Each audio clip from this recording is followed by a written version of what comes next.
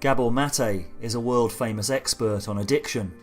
In his book, In the Realm of Hungry Ghosts, he talks about how addiction is best viewed not as a crime or an illness, but as a coping mechanism for a personal, spiritual crisis.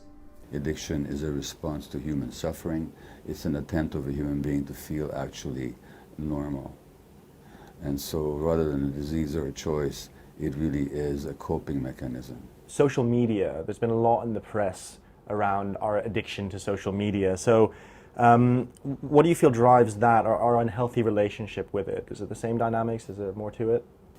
Well, you can use social media responsibly just as you can exercise responsibly. Or you can exercise addictively. Or you can use social media addictively. So it's the internal relationship to them, these activities, that defines whether they're addictive or not. Now, if you're using something for temporary relief or pain relief or pleasure, and you crave it, despite negative consequences, you've got an addiction. Whereas if you're using social media not to escape emotional distress, not because you're craving it, but simply because it's a useful modality, and you don't suffer negative consequences, then it's not an addiction. So it's not the external behavior. I mean, you can drink alcohol not addictively. You can have sex non-addictively. You can go shopping non-addictively. Or you can engage in all those activities in a purely compulsive, addictive fashion, depending on what the internal dynamic is. Does it provide temporary pleasure, pain relief? Do you crave it? And do you continue with it despite negative consequences?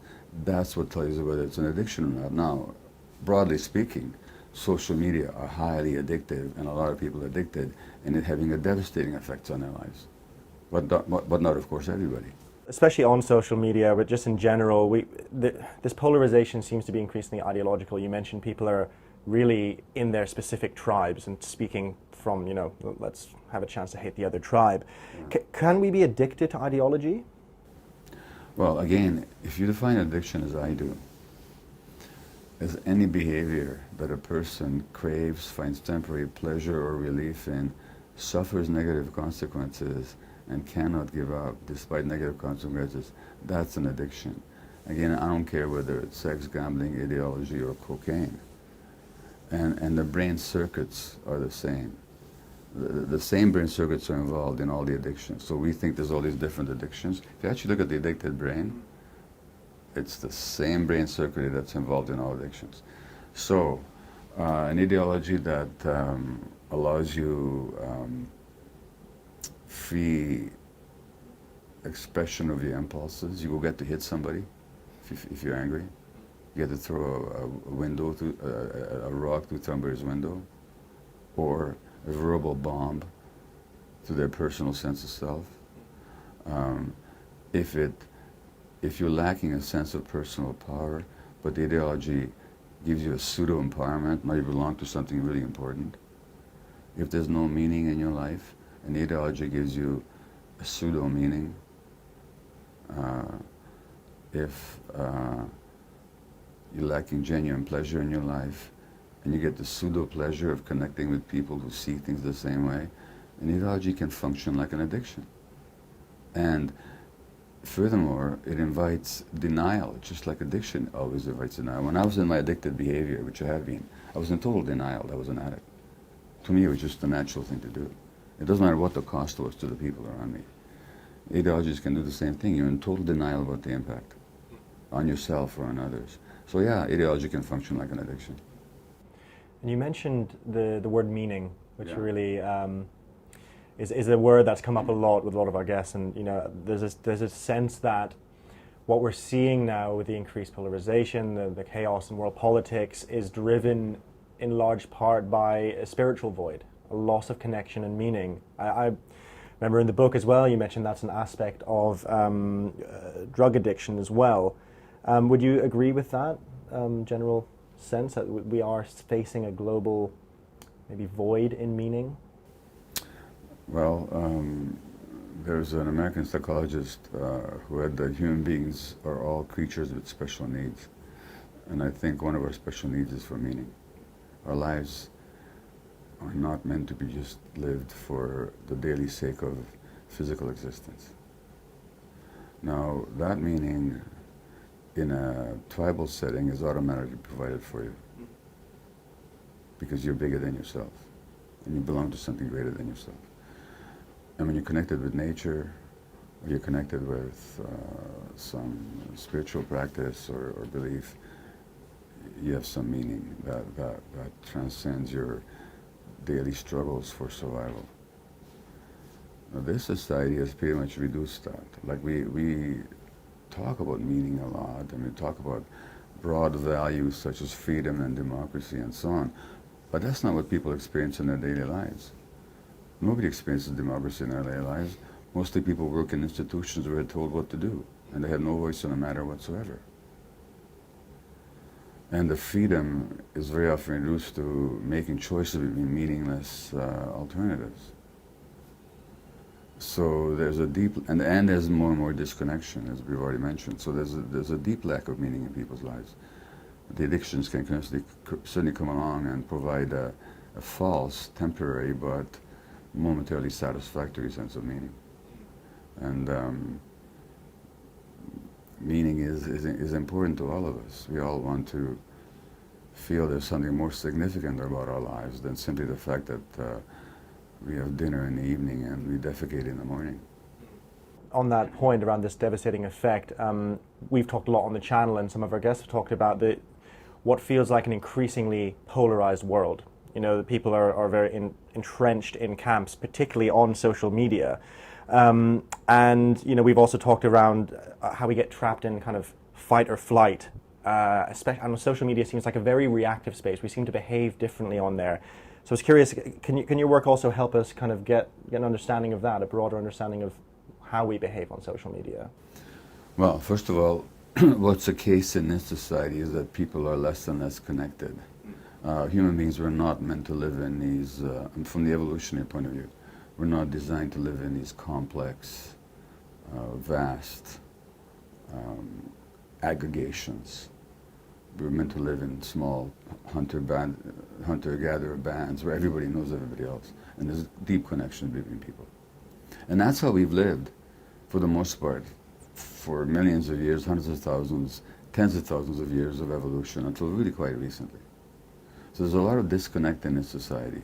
People literally don't know their neighbors. Neighborhoods are no longer neighborhoods. They're isolated domiciles, for the most part, which means there's a deep hunger for connection, and the social media provides a simulacrum of connection, the pretense of connection. And so what do people have on social media? They have friends.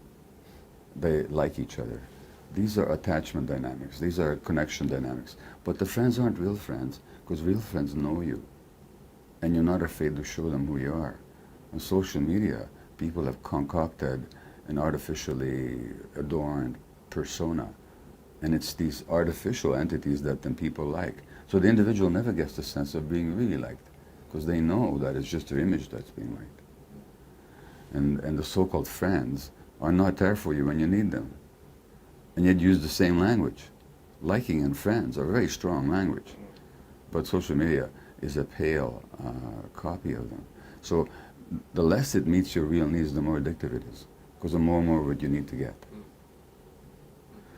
Number one. Number two, I'm not sure that it's caused, but it's certainly revealed the many subcultures in this society, and allows people who belong to various ideological groupings to identify one another and to band together and to have sort of a pseudo-camaraderie. So we can all hate the same thing. We can all be hostile to the same people. And anybody can express an opinion. In the old days of letters to the newspapers, people had to be pretty responsible for what they wrote. They had to identify themselves. Social media, you can say anything you want about anybody. Doesn't matter how hurtful, how wrong, how hateful, really, and not even identify yourself. So it allows people who otherwise are on the margins of society to aggregate in these pseudo groups that then promote one another's most negative tendencies. And there's no guidance there, there's no leadership, there's nobody to call you to your senses, there's nobody to say, really, do you really mean that? Is that what you really intend? what's really going on. So there's peer groupings without any kind of guidance. It's really like a teenage gang phenomenon where people band together mostly for negative reasons. They're lacking contact, so they need to band together, so that's legitimate. But they band together without mentorship, without tradition, without adult guidance. And so we see what we see. Yeah, and so is your feeling that in those groups, especially if there's a lot of hateful rhetoric in it, what would be your kind of immediate sense of what a way through that would be, or a way to reach those people? Well, I don't know that there's a way to reach those people, except through personal contact. I think that if you take the analogy of the teenage gang, only if somebody comes along who can provide genuine guidance that these people will trust. But with the social media groups, who knows where they live? Who knows how to contact them individually? Who knows how to speak to them in a way that's compassionate and enrolling at the same time? That'll open up a different parts of themselves. So, but I don't know that the social media causes all that or simply reinforces it or maybe makes it more manifest. I think you've always had these groupings. They just haven't found a way to, at least you've always had such people, they just haven't found a way to reinforce and validate each other quite to the same degree as you have it now. Yeah, I was very interested reading in the book, you used an example of, there's an area of the brain, I believe, called the OFC. Yeah. And that's kind of, it mediates, in part, it picks up on physical, emotional cues, and that's a big part of how we trust each other. Right. And as I was reading it, I was thinking, well, that's something we certainly can't do online and can only happen face to face. And so, yeah, it sounds like to have these authentic conversations, we need to be in contact. Well, you see, as you and I are speaking to each other, Ali, we're tracking each other's face. And our ear muscles are actually adjusting themselves automatically to hear not just what's being said, but also the tone of voice in which being said. And you will nod when I say something, or I might nod or smile when you say something. So communication is as much about these nonverbal cues, which are mediated through our nervous system, as it is about the verbal content. Now, none of that exists on social media. It's not genuine communication. Human communication is almost meant to be face-to-face. And even if I were to write a letter to somebody that I was going to mail, that's a much more conscious and deliberate process than dashing something off on social media and pushing the send button in a state of tizzy, you know, so that it's much less impulsive. So social media really takes away the nuts and bolts of human communication and provides only the surface manifestation of it. So what masquerades as communication is really diatribes very often. And I know what it's like because I get an email and which might trigger me, and then right away I want to write it out and then push the send button. And boy, have I had to learn not to do that, because there's no reflection there. It's just whatever emotion arises, you express it and then you communicate it right away without any reflection. If I'm talking to somebody, as long as we're connected, by and large I'm going to reflect on what I say before I say it. By and large I'm going to be modulated by the fact that I'm talking to a real human being. And as I point in my book, what the addicts lack very often is emotional self-regulation. The parts of the brain that regulate our emotions, including the orbital cortex, just don't develop in addicted people because the conditions for development aren't adequate. So the brain does develop in interaction with the environment. So now you have a lot of people with brains that are not fully developed. They might be intellectually developed, but the emotional circuits aren't. So now you have a lot of people with emotional underdevelopment communicating impulsively on social media. And that's what we're seeing. And so people will say horrible things on social media that might never even say in real person to anybody. A lot of the understanding that's in the book has come from working with people in states of distress, working with individuals. How do you see that as being applied more widely to society? Do you think that we have a crisis with with the same issues that people are struggling with individually in society? And if so, how do we deal with that? Well, in the book, In the Realm of Hungry Ghosts, I point out that addiction is rooted in trauma. Now, then I look at society as a whole. And if society, let's look at British society or American society, were to be seen as an individual, how would we see these individuals as behaving? When I look at the two individuals that ran for the presidency of the U.S., they're both deeply traumatized people. One of them, so much as says that the world is a horrible place. Those are his words.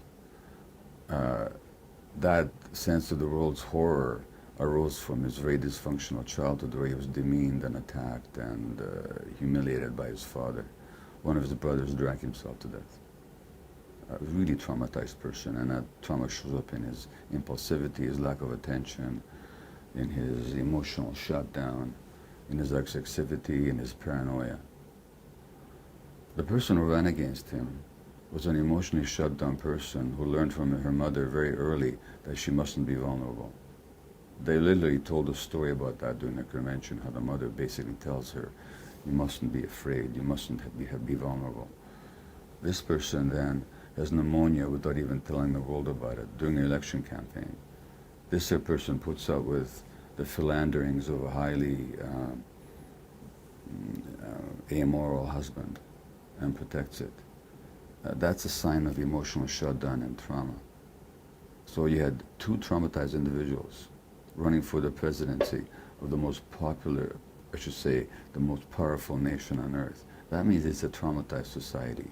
They had a choice between two kinds of traumas. Are we getting further and further into that realm of hungry ghosts? Well, the hungry ghost is a Buddhist image where there are several realms. There's the animal realm of our rage and our appetites and our lusts, the human realm with the ordinary selves, the hell realm with, actually the animal realm is actually our drives and our lusts.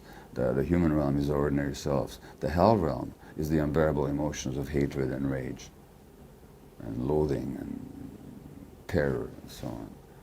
Then there's a couple of other realms. Now, the hungry ghost realm, the creatures are depicted as ones with large, empty bellies, insatiable guts, small, narrow gullets, and small mouths, so they can never get enough from the outside. Always trying to feed themselves. In other words, they're always buying the products of this consumer society, always trying to fill themselves with more fame, more food, more fantasy, more goods. And my contention is that we dwell, so many of us, in the hungry ghost realm as our attempt to escape the hell realm. There's emotions in us we can't stand. We try and stuff them down with consumer goods, with drugs, with behaviors, with social attainment, with social approval, with meaningless activities. So yes, this is a society of hungry ghosts, where people are by and large alone, they haunt their lives without being fully engaged, and they're insatiable. And that insatiability then finds its cultural expression on television. You have a food channel now. It's just all about eating. Nothing wrong with eating, but this cultural obsession, what is that a substitute for? And you talked before about the realm of the hungry ghosts, and that's a Buddhist metaphor. Do you find the Jungian framework to be useful, the idea of the shadow and integration of the shadow in this work? Well, we all have our shadow side, which has to be integrated. I mean, there's a part of me that's full of rage and hatred and jealousy and envy and sometimes homicidal fantasies. That's just a part of me. Nothing wrong with that, as long as I'm aware that they're in me and they're not me. My problem with Jungianism, however, is that it ascribes these qualities to the shadow side, to something of an archetypical thing. They don't talk about trauma very much. Whereas I think, and this is what I point out in my book, In the Realm of Hungry Ghosts, is that these dark impulses in people and the need to escape from them actually arise out of genuine human experience. They're not simply part of human nature. They're really outcomes of trauma. And that trauma is experienced in childhood. And in my view, unless you deal with the trauma, you're not really dealing with the shadow side. It's one thing to acknowledge that the shadow side is there, but if you look at unless you look at the traumatic basis of it. So I do think that Freudianism and even Jungianism, Jung is much more sophisticated, I think, than Freud is, and has much more meaningful things to say about human functioning, for all the great insights that they both had, and I learned a lot from both. But they both ignore trauma. And I think that trauma is the missing piece in modern psychology and modern education, modern medicine. And so I think that without looking at trauma, speaking of the shadow side, remains somewhat shallow. Interesting. And you're from Canada. Yeah. One of the biggest phenomenon of the last couple of years has been Jordan Peterson. Yeah. What have you made of him, his rise, and what it says about the culture that people are so thirsting for what he's talking about? Peterson, first of all, is very bright, extraordinarily articulate, and in some ways a compelling speaker. So he's an attractive figure in some ways. When I read him, I sense a lot of suppressed rage in him. In fact, I think his voice is choking with rage a lot of the time. It's interesting because he talks about rage, that you have to deal with it. I don't think he understands just how angry he is. And if you look at his websites, the comments are full of rage by his young acolytes. Now that's an energetic thing. That it's his energy that draws people as much as what he actually teaches. Secondly, he teaches repression. I mean, he very rightly takes an issue where somebody mandates a certain kind of language, and he very rightly and righteously says that I will not be dictated to about what language I'm going to use. Well, good for him. I'm all in favor of not mandating language, on the one hand. On the other hand, he basically advocates repression. In his book, he talks about how an angry 2-year-old child needs to be sit by themselves until they get over it. Rather than understanding why a child would be angry at age 2, what frustrations they're having, and what human contact they need to help them move through that anger, he says repress the anger. So he's all about repressed anger as far as I'm concerned. And it's very interesting how he talks about children. He talks about little varmints and little monsters and so on. I know that's meant to be humorous, but it's also a certain way of thinking of the young human child. So fundamentally, I see him as an agent of repression. He posing as an agent of libertarianism. Not to mention, he's got this bee in his bonnet about what he considers to be, seems to consider to be conspiracies by left-wing intellectuals. They seem to be his bête noire.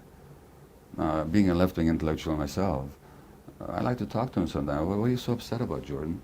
What are you so afraid of? You know, he talks about these bloody Marxists. And he points out very accurately all the horror that occurred under so-called Marxist regimes, particularly in the Soviet Union. He's absolutely accurate about that. But then he promotes Christianity. Shall I tell him about the mass murders that occurred in the name of Christianity? Should I tell him about all the millions that were slaughtered in the names of the gentle Jesus? In other words, let's be fair about it. He seems to pick ideologies to attack and abhor and embrace other ideologies that are just as murderous in practice sometimes. It's a much more interesting question for me. What happened in Eastern Europe? How come under an ideology that was meant to liberate people, so many people were oppressed? I come from Eastern Europe. I was born in Hungary. He doesn't have to tell me about what it was like. But how about asking, how come a religious philosophy that was meant to promote love and acceptance and compassion has become such an agent of 2 millennia of repression, oppression, and killing? So can we be objective, or we're going to be simply tribal about it? I have a lot to say to Jordan, or a lot to, as much as I appreciate actually some of what he says, and as interesting as I find him, I think he's a very mixed figure, largely an agent of repression.